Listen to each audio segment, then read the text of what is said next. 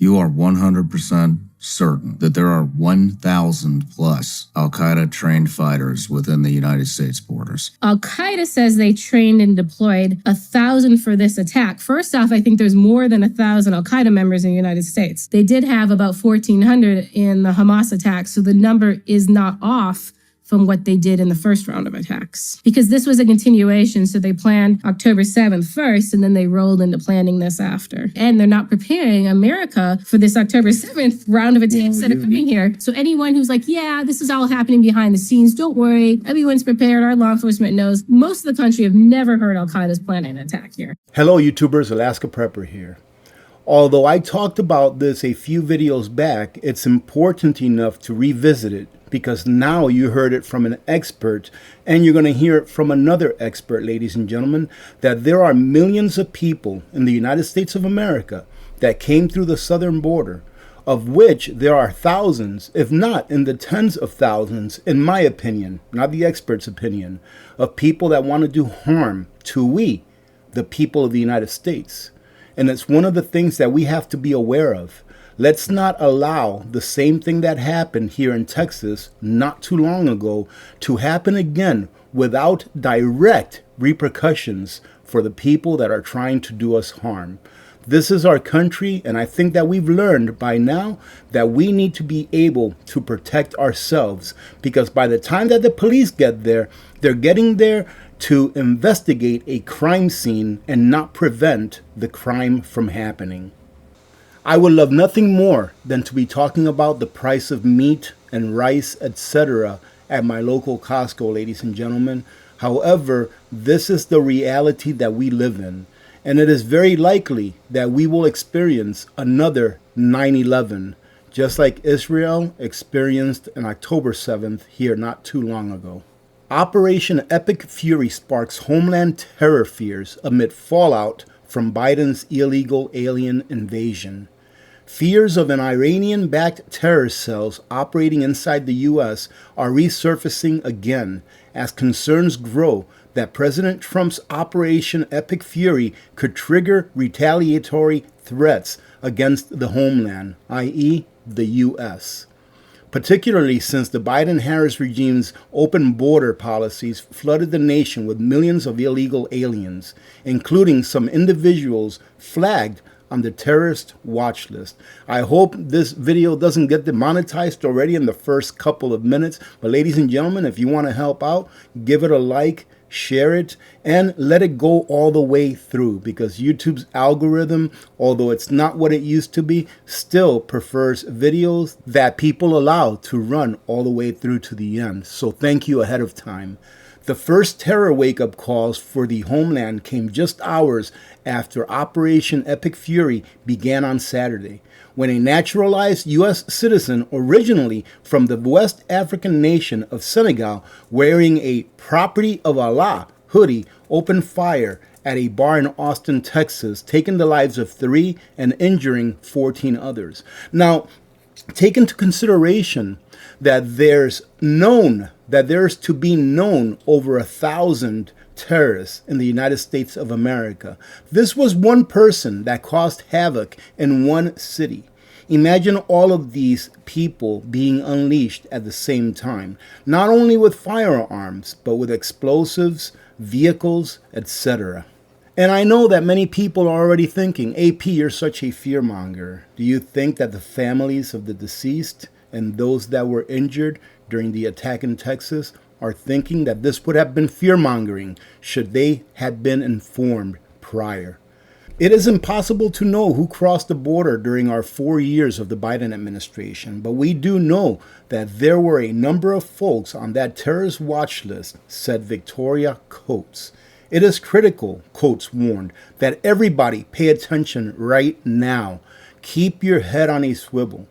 Use the buddy system when you're going somewhere. Never go by yourself. And if you do go by yourself, make sure that someone who cares about you knows where you're going and where you are at. Yes, ladies and gentlemen, these are the days that we are living in. U.S. Customs and Border Protection encountered nearly 400 illegal aliens with terrorism-related records between ports of entry during the Biden administration. And I understand this keeps saying the Biden administration. It's because it's true.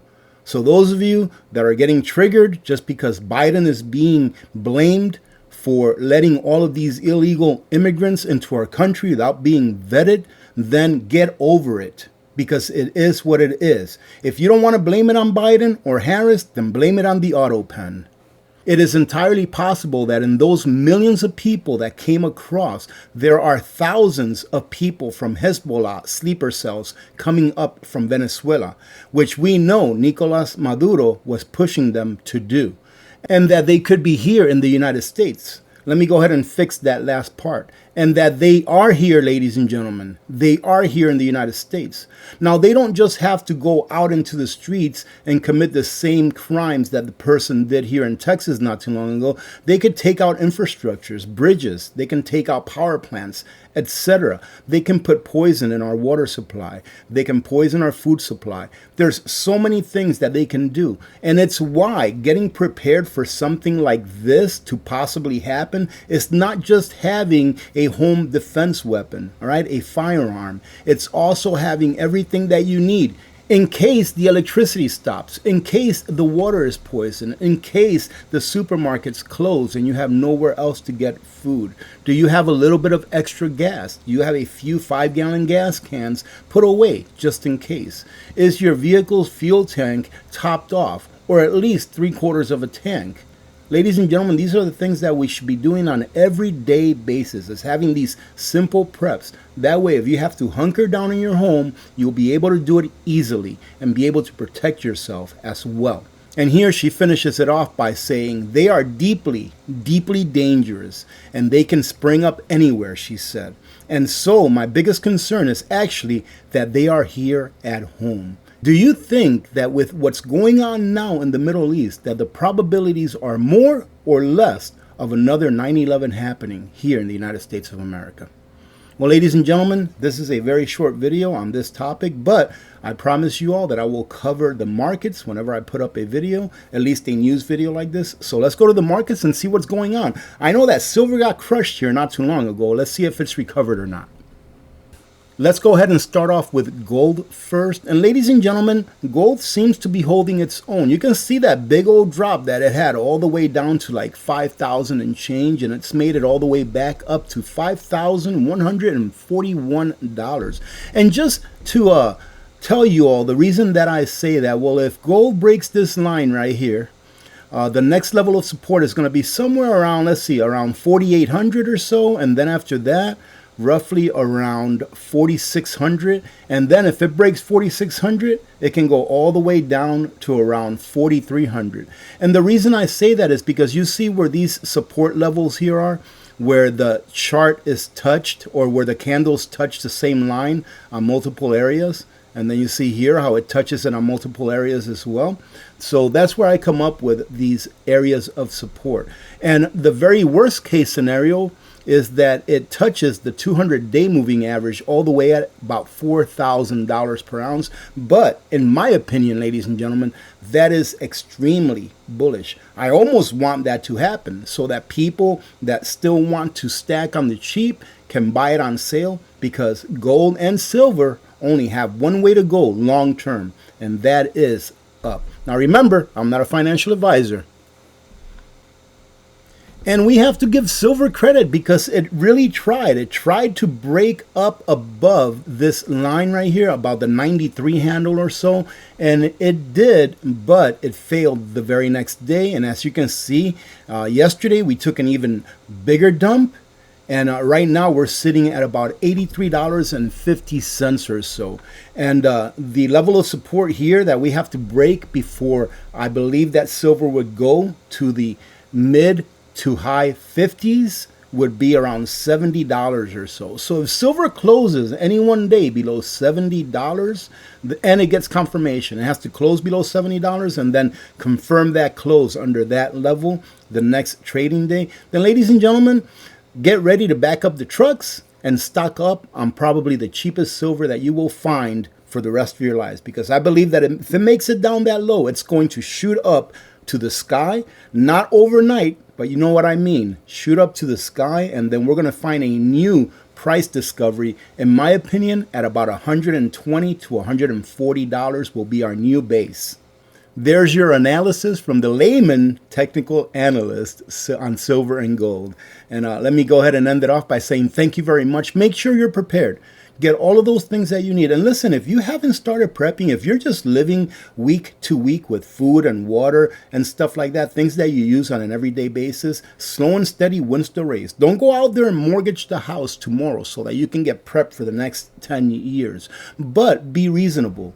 Do you want to have 3 days of food in your house, which is the average amount of food that the average person or family in the country has? No. Try to have a couple of weeks, or even better, let's start off with having about a month supply of food, right? If you want to support what I do, ladies and gentlemen, I appreciate every one of you. Just take a look at the links in the description of my videos, because those are companies that I work with, that I trust, and that provide good value for what they offer, all right? Get some energy backup, get some water purification. The first thing I would say is get water purification, because usually we don't run out of water, we just run out of potable water. And we all need water first and foremost after oxygen in order to continue to live. Right? Get some food backup, get some electricity backup just in case, especially if you have some kind of a medical device that needs electricity. Make sure that you have your prescription filled.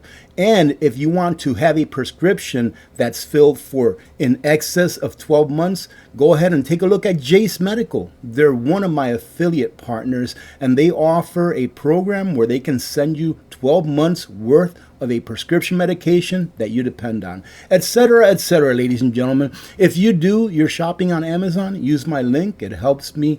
It sends me a couple of pennies on the dollars that you spend instead of sending it to Jeff Bezos. All right, so I'm done begging for now, but if you are still here, I truly do appreciate every one of you. So God bless you all. I love you all. Remember that. God bless America. I'm Alaska Prepper. I'm out.